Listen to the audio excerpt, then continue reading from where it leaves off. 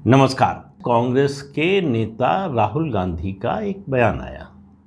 उन्होंने एक यात्रा की शुरुआत की झंडा दिखाकर वाल्मीकि जयंती के अवसर पर, और उसमें बोलते हुए उन्होंने जो कहा उसके बाद मैं इस निष्कर्ष पर पहुंचा हूं, और पूरे पक्के तौर पर, कि राहुल गांधी राष्ट्रीय धरोहर है, उन्हें संभाल कर रखा जाना चाहिए।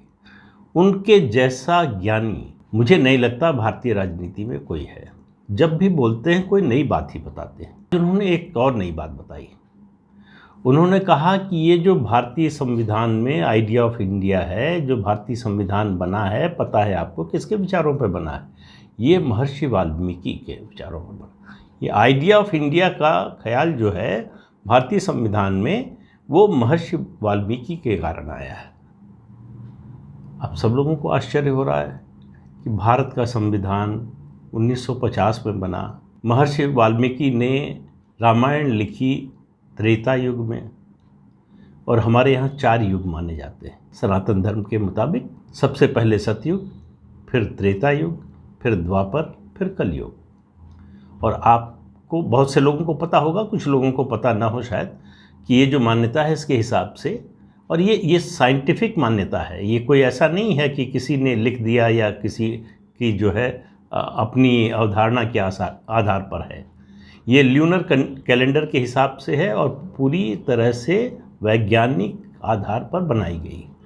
कि एक युग, जैसे सतयुग जो है, युग जो हैं वो कई लाख साल के होते हैं, और अलग अलग अवधि है हर युग की।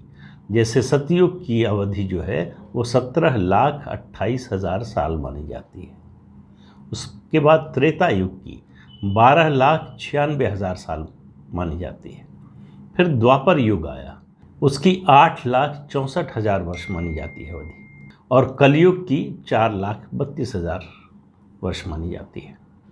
तो आप सोचिए कितने लाख वर्ष पहले महर्षि वाल्मीकि हुए, और उन्होंने रामायण की रचना की, और उनको पता था कि एक दिन ऐसा आएगा, सैकड़ों साल मुसलमानों मुग़लों का गुलाम रहेगा भारत, उसके बाद अंग्रेज़ों का गुलाम रहेगा, फिर आज़ादी मिलेगी, फिर भारत का संविधान बनेगा, और उसमें इस बात को शामिल किया जाना चाहिए। ये वो पार्टी है, उस पार्टी के नेता है राहुल गांधी, जो अभी मनमोहन सिंह की सरकार, यूपीए की जो सरकार थी, उस दौरान सुप्रीम कोर्ट में एफिडेविट देकर कहते हैं कि रामायण और रामचरितमानस लोगों के जहन में है, ठीक है, उसका प्रभाव है लोगों पर, लेकिन ये किसी वैज्ञानिक मान्यता के आधार पर स्थापित नहीं है।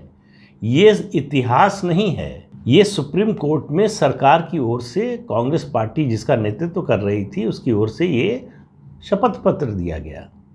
वो पार्टी कह रही है कि भारत का संविधान महर्षि वाल्मीकि के लिखे के अनुसार, उनके विचारों के अनुसार बनाया गया। अब संविधान सभा ने तो ऐसा कुछ कहा नहीं कि किसी महर्षि के, किसी ऋषि के, वो चाहे गोस्वामी तुलसीदास हों बाद में हुए जो, या और किसी के कारण जो है उनके विचारों के आधार पर जो है संविधान बनाया जा रहा है। हम लोग तो आम धारणा के अनुसार यही जानते हैं कि भारत का संविधान बनाने में सबसे बड़ी भूमिका डॉक्टर भीमराव अंबेडकर की थी। तो भारत का संविधान, उसका जिक्र जब भी आएगा तो डॉक्टर अंबेडकर का जिक्र आना लाजमी है, होना भी चाहिए, योगदान भी है उनका, ये पूरा देश मानता है। संविधान सभा की बैठकें बताती हैं, जो लिखा है उन्होंने उससे पता चलता है। लेकिन अंबेडकर असहज हैं कांग्रेस के लिए। क्यों? क्योंकि अंबेडकर का बार बार अपमान किया कांग्रेस पार्टी ने। पहला चुनाव जो वो लड़े वो हरवा दिया गया। कांग्रेस पार्टी ने अंबेडकर के साथ 1946 में जब अंतरिम सरकार बन रही थी, तो जो मंत्रिमंडल था, ये मैं आपको एक बार पहले शायद बता चुका हूँ, ये बात फिर से दोहरा रहा हूँ, यहाँ संदर्भ है उसका। इसलिए 1946 में जो अंतरिम सरकार बन रही थी, उसके मंत्रिमंडल के गठन का सवाल आया, तो उसकी जो सूची बनी, उसको लेकर प्रस्तावित सूची जवाहरलाल नेहरू और सरदार पटेल गांधी जी के पास गए। उसमें डॉक्टर अंबेडकर का नाम नहीं था। तो गांधी ने कहा कि भाई ठीक है, वो हमारे विचारों से सहमत नहीं है, लेकिन उनकी योग्यता बहुत है, कानून के मामले में, अर्थशास्त्र के मामले में, समाजशास्त्र के मामले में, तो इसलिए उनको शामिल किया जाना चाहिए। तब डॉक्टर अंबेडकर 1946 की अंतरिम सरकार में मंत्री बने। तो इससे आप अंदाज़ा लगाइए कि आज़ाद भारत में या आंदोलन के दौरान भी, आज़ादी के आंदोलन के बाद से आज़ाद भारत में दलितों के अगर सबसे बड़े कोई नेता हुए हैं तो वो डॉक्टर भीमराव अंबेडकर। मैं ऋषियों की बात नहीं कर रहा हूँ, संतों की बात नहीं कर रहा हूँ, मैं राजनीतिक लोगों की बात कर रहा हूँ। और उसके बाद किसी का नाम अगर दलित समुदाय में सबसे ज़्यादा लिया जाता है तो वो है बाबू जगजीवन राम का, और उसके बाद कांशीराम का। ये 3 बड़े दलित नेता जो है हुए हैं जिनका पिछले 70, 80, 90 सालों में प्रभाव रहा है समाज पर, अपने लोगों पर, पूरे देश पर। तो ये तो हुआ अंबेडकर का। अंबेडकर को इतना परेशान किया गया नेहरू मंत्रिमंडल में कि आखिर उन्होंने मंत्रिमंडल से इस्तीफा दे दिया, कांग्रेस छोड़ दी उन्होंने। अब आप देखिए कि जो 3 बड़े दलित नेता हुए हैं, डॉक्टर अंबेडकर के बारे में मैंने बताया, बाबू जगजीवन राम ने इमरजेंसी के बाद 1977 में कांग्रेस छोड़ दी। उन्होंने कांग्रेस छोड़ दी और उसके बाद उनके साथ क्या हुआ, कम से कम कांग्रेस के ही नहीं, देश के सबसे बड़े दलित नेता थे उस समय, वो जनता पार्टी के साथ आ गए। 1989 में 1979 में जब चौधरी चरण सिंह की सरकार से समर्थन वापस ले लिया, सिर्फ 21 दिन में इंदिरा गांधी ने पहले उनको समर्थन का वादा किया, पत्र दिया, उसके आधार पर वो प्रधानमंत्री बने। 21 दिन बाद जब वो संसद का जो सत्र शुरू हो रहा था उसमें जा रहे थे अपना विश्वास मत हासिल करने के लिए, तो रास्ते में उनको खबर मिली संसद भवन पहुंचने से पहले कि उनकी सरकार से कांग्रेस ने समर्थन वापस ले लिया है। तो चौधरी चरण सिंह अकेले ऐसे प्रधानमंत्री थे जिन्होंने एक दिन भी प्रधानमंत्री के रूप में संसद को फेस नहीं किया। अब उसके बाद का घटनाक्रम बड़ी तेज़ी से चला, इसके बारे में भी मैं बता चुका हूँ। बाबू जगजीवन राम की जब जिक्र किया था क्यों नहीं बने प्रधानमंत्री, तो जनता पार्टी जो बची हुई थी उसमें से सोशलिस्ट धड़ा और चौधरी चरण सिंह का जो धड़ा था वो निकल चुका था। बाकी कांग्रेस हो और स्वतंत्र पार्टी के लोग, भारतीय जनसंघ के लोग, ये सारे घटक और कांग्रेस के जो युवा तुर्क थे, ये सब लोग जो है जनता पार्टी में, जो मूल जनता पार्टी थी उसमें थे। जब उनका इस्तीफा हो गया तो मध्यावधि चुनाव न कराना पड़े, जो जनता पार्टी है उसने समर्थन जुटाया और ये प्रस्ताव पास किया कि बाबू जगजीवन राम उनके संसदीय दल के नेता होंगे और सरकार बनाने का दावा पेश करेंगे और राष्ट्रपति उनको प्रधानमंत्री पद की शपथ दिलाएं। ये सब बात राष्ट्रपति से हो गई। उसके बाद राष्ट्रपति ने सूची मांगी, सूची टाइप हो रही थी, उसी समय खबर आई कि राष्ट्रपति ने लोकसभा भंग कर दिए और वो किया गया इंदिरा गांधी के दबाव में। इंदिरा गांधी नहीं चाहती थी कि जगजीवन राम प्रधानमंत्री बने, क्योंकि उनको मालूम था कि अगर वो बन गए तो सरकार कार्यकाल पूरा करेगी और उसके बाद भी कांग्रेस के लिए बड़ी कठिनाई हो जाएगी। तो अगर देश को पहला दलित प्रधानमंत्री नहीं मिला तो उसमें सबसे बड़ा योगदान जो है या उसकी सबसे बड़ी जिम्मेदारी, जवाबदेही जो है वो कांग्रेस पार्टी की। 1977 के बाद 1980 में भी बाबू जगजीवन राम को प्रधानमंत्री के रूप में पेश करके जनता पार्टी चुनाव लड़ी, लेकिन हार गई, कांग्रेस की सरकार बनी। अब आप देखिए कि उसके बाद से 80 से 84 इंदिरा गांधी प्रधानमंत्री रहीं। 84 में 31 अक्टूबर को उनकी हत्या हो गई। उस हत्या की सहानुभूति में कांग्रेस फिर से बहुत भारी बहुमत से सत्ता में आ गई।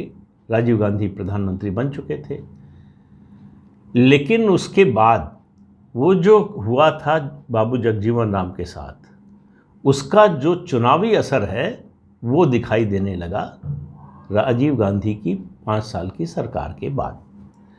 दलित कांग्रेस से दूर जाने लगा और आज वो जो सेपरेशन है, जो अलगाव है दलितों का कांग्रेस पार्टी से, वो पूरा हो चुका है। मैं राष्ट्रीय स्तर पर मोटे तौर पर कह रहा हूँ और ख़ास तौर से उत्तर प्रदेश के संदर्भ में कह रहा हूँ। ऐसा नहीं कि देश के दूसरे राज्यों में पूरी तरह से दलित अलग हो गए हैं। ये ऐसा कोई यूनिफॉर्म होता नहीं, कोई जाति, कोई संप्रदाय इस तरह से नहीं होता कि किसी के साथ 100% हो साथ में या 100% खिलाफ। तो कांग्रेस के लिए सबसे बड़ा मुद्दा ये इस समय है दलितों का विश्वास फिर से जीतने का, वो काम कांग्रेस के बस का नहीं है। इसलिए कह रहा हूँ कि ये जो दिखावा है, ये राहुल गांधी ऐसी बातें क्यों करते हैं, उसकी वजह यह है कि वो इस देश की संस्कृति को, इस देश की भाषा को, इस देश की आत्मा को नहीं समझते, उससे कोई उनका जुड़ाव नहीं है। इसलिए उनके जो सलाहकार जितना बता देते हैं उतना ही उनको पता होता है, और उसमें से भी वो थोड़ा सा बोल पाते हैं। इसलिए ये जो छवि बनती है, ये आडंबर की छवि बनती है, ये नकलीपन की छवि बनती है, ये छवि बनती है कि आपका इसमें कोई विश्वास नहीं है, कोई कमिटमेंट नहीं है। राजनीतिक रूप से सही होने के लिए आप इस तरह की बात कर रहे हैं। आप महर्षि वाल्मीकि के बारे में कुछ जानते नहीं ज़्यादा। अगर जानते होते, अगर आपकी पार्टी इस पर यकीन करती होती, तो सुप्रीम कोर्ट में वो एफिडेविट ना फाइल होता। अब आप देखिए, हाल में पंजाब में दलित को मुख्यमंत्री बनाया कांग्रेस पार्टी ने, उसका बड़ा ढिंढोरा पीटा कि भाई दलित को बनाया, और कोई पार्टी बना सकती है क्या, बीजेपी बना कर दिखाए, फला पार्टी बना कर दिखाए, दूसरे घोषणा करके दिखाए। पंजाब में पहले कैप्टन अमरिंदर सिंह को सिद्धू से अपमानित करवाया, अब पंजाब के दलित मुख्यमंत्री चरणजीत सिंह चन्नी को करवाया जा रहा है। रोकने की कोशिश सिद्धू को नहीं हो रही है। चरणजीत सिंह चन्नी को सबसे ज़्यादा अगर किसी से समस्या है, परेशानी है, तो वो है नवजोत सिंह सिद्धू, जो गांधी परिवार के खासम खास हैं, जिनको खड़ा किया, बनाया है गांधी परिवार ने, खास तौर से राहुल गांधी और प्रियंका वाड्रा ने। तो दलितों के लिए ये जो चिंता है कांग्रेस पार्टी की, ये जो सरोकार है, ये कभी विश्वसनीय बन नहीं सकता, इसी वजह से, क्योंकि उसमें आपका भरोसा नहीं है। वो बात आपके दिल से निकली हुई नहीं लगती है, वो लगता है बस यहीं से निकली है बात, उससे नीचे जाती ही नहीं। और ये बात जो है दलित समझ रहा है। इसलिए आप देखिए कि जिस पार्टी के साथ 30, 35, 40 साल तक रहा, उसके साथ लौटकर जाने को तैयार नहीं। तो इसीलिए कह रहा हूँ, राहुल गांधी राष्ट्रीय धरोहर हैं, उन्हें सहेज कर रखना चाहिए। ऐसी बातें और कोई कर नहीं सकता है। ये कांग्रेस का देश को नायाब तोहफा है। मुझे बड़ा आश्चर्य होता है, 17 साल हो गए चुनावी राजनीति में, कुछ सीखने को तैयार हैं राहुल गांधी, ऐसा दिखाई नहीं देता। देखिए, कोई व्यक्ति सर्वज्ञाता नहीं होता है, हम में से कोई नहीं हो सकता है। जो राजनीति में है वो भी नहीं हो सकते हैं। वो लोगों की सलाह पर, सलाह मशवरे से, बातचीत से, कुछ पढ़ने से, कुछ ज़मीन पर देखने से, उससे सीख कर आगे बढ़ते हैं। और कुछ लोग होते हैं, अब ये समझ में नहीं आता कि राहुल गांधी सीखना नहीं चाहते या फिर पता नहीं क्या कहना चाहिए। मुझे तो कम से कम समझ में नहीं आता कि राहुल गांधी अगर ऐसे हैं तो क्यों हैं, और राहुल गांधी बदलने को तैयार क्यों नहीं है। और मुझे इस तरह की बातें सुनने के बाद लगता है कि देश के लोग कभी उनको गंभीरता से लेंगे, कम से कम आज के उनके स्वरूप को देखते हुए तो बड़ा मुश्किल लगता है। तो आज के अंक में इतना ही, अगले अंक में फिर मिलेंगे किसी नए मुद्दे के साथ। तब तक के लिए इजाज़त दीजिए, नमस्कार।